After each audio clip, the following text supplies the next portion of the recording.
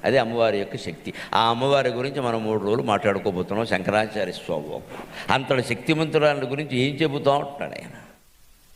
హతస్వామారాధ్యాం హరిహర విరించాదిభిరపి. హరిహర విరించి ఆదిభి. హరి అంటే విష్ణువు, హర అంటే శివుడు, విరించ అంటే బ్రహ్మ. విరించి విరించ 2 మాటలు బ్రహ్మకున్నాయి. విరించి అంటే బ్రహ్మ.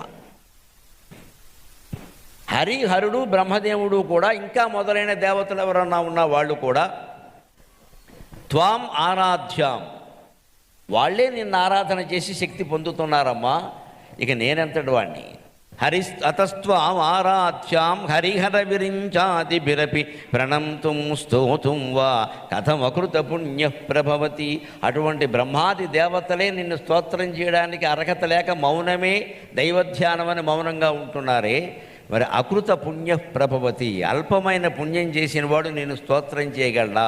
ఎన్ని జన్మలు అనేక రకాల బాధలు పడి పడి పడి తల బొప్పి కట్టేసి ఏ పొరపాటున ఏ దేవాలయంలోనో నీరాజనం మంగళ నీరాజనం ఇచ్చిన తర్వాత ఆ నీరాజనాన్ని ఆఘ్రాణించిన పుణ్యం వల్ల మానవ జన్మ ఎత్తితే, ఆ మానవ జన్మ వల్ల గ్రంథాలు చదవగలిగితే, ప్రవచనాలు వినగలిగితే, గురువుల దగ్గర జ్ఞానోపదేశం పొందగలిగితే లవలేశం జ్ఞానం ఏమైనా పొందగలుగుతామో, లేకపోతే లేదు. అందుకే మానవ జన్మ అత్యుత్తమమైనది, జంతువునాం నరజన్మ దుర్లభం అన్నారు శంకరాచార్య. అదేదో విచిత్రమైనది, గొప్పదల దుర్లభం, లభించడం కష్టం అన్నారు.